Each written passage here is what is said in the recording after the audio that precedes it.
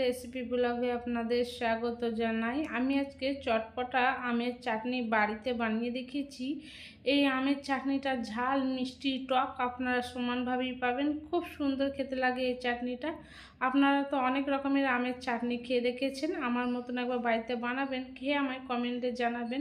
আমার রেসিপি ভালো লাগলে চ্যানেলটাকে সাবস্ক্রাইব করবেন, লাইক করবেন, বেল আইকনটা দাবিয়ে দেবেন। দেখুন বন্ধুরা, এখানে আমি 250 আম নিয়ে নিয়েছি, কাঁচা আম। দেখুন ছিলে ভালো করে এরকম ছোট ছোট টুকরো করে নিয়েছি।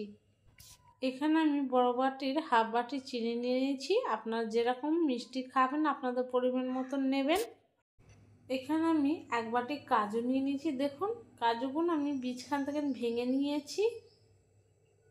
এখানে আমি 1 বাটি কিশমিশ নিয়ে নিয়েছি। এই রান্নার জন্য কি কি নেবো সেটা আমি রান্না করতে করতে দেখিয়ে দেবো, আপনারা পুরো ভিডিওটাই দেখুন। দেখুন বন্ধুরা, রান্না করার জন্য আমি একটা কড়া নিয়ে নিয়েছি।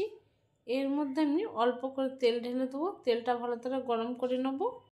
দেখুন বন্ধুরা, তেলটা গরম হয়ে গেছে। এর মধ্যে আমি কাজুটা দিয়ে দেবো।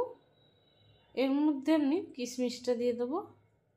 একদম আমি হালকা করে ভেজে নেবো। গ্যাসের ফ্লেমটা একদম মিডিয়াম রাখবো। দেখুন বন্ধুরা, কাজু কিশমিশটা হালকা করে ভাজা হয়ে গেছে। এবার আমি নামিয়ে নেব, বেশি ভাজবো না। দেখুন বন্ধুরা, যেই তেলের মধ্যে কাজু কিশমিশ ভেজেছিলাম ওই তেলের মধ্যে কাঁচা আমটা দিয়ে দেবো। কাঁচা আমটা দিয়ে আমি ভালো করে ভেজে নেব। গ্যাসের ফ্লেমটা আমি হাই করে নেব, নাহলে আমটা ঘেটে যাবে।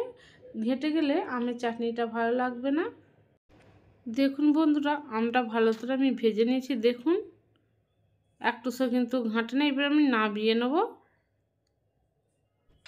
আম ভাজা তেলের মধ্যে আমি ফোড়ন দিয়ে দেবো 2টো তেজপাতা, 4টে শুকনো লঙ্কা আমি বীজখান থেকে কেটে নিয়েছি, এটা ফোড়নে দিয়ে দেবো।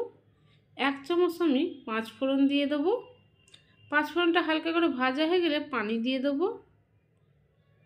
পানিটা আমি অল্প করেই দেবো, বেশি আমি দেবো না। আমি এতটাই পানি দিচ্ছি। 1 চামচ আমি চাট মশলা দিয়ে দেবো, টেস্টটা খুব সুন্দর আসবে।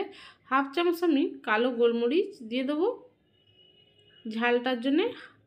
হাফ চামচ আমি নুন দিয়ে দেবো। পানিটাকে ভালো করে আমি ফুটিয়ে নেব। দেখুন বন্ধুরা, পানিটা ভালো করে ফুটে গেছে। এর মধ্যে আমি ভেজে রাখা আম কাজু কিশমিশ ভাজাটা দিয়ে দেবো। ভালো করে একবার নেড়ে নেব। আবার ভালো করে ঝোলটাকে আমি ফুটিয়ে নেব। দেখুন বন্ধুরা, আম কাজু কিশমিশটা দিয়ে আমি ভালো করে ঝোলটা ফুটিয়ে নিয়েছি। দেখুন কতটা ঘন হয়ে গেছে। এবার কিন্তু আমি চিনিটা দিয়ে দেবো। চিনিটা দিয়ে আমি আবার 10 মিনিটের মতন ফুটিয়ে নেব, ঝোলটা ঘন করে নেওয়ার জন্য। চাটনিটা না ঘন হলে ভালো লাগবে না খেতে। দেখুন বন্ধুরা, ভালটা ফুটে গেছে। একবার নেড়ে দেখিয়ে দিয়েছি কতটা ঘন হয়ে গেছে। চাটনিটা আমার কমপ্লিট হয়ে গেছে। এবার আমি নামিয়ে নেব। দেখুন বন্ধুরা, আমের চাটনি রান্নাটা আমার কমপ্লিট হয়ে গেছে। আপনারা তো অনেক রকমের চাটনি বানিয়ে খেয়ে দেখেছেন। আমার রেসিপিটা আপনারা একবার বাড়িতে অবশ্যই বানাবেন, খেয়ে আমায় কমেন্টে জানাবেন। আমার রেসিপি ভালো লাগলে লাইক কমেন্ট শেয়ার আর সাবস্ক্রাইব করবেন।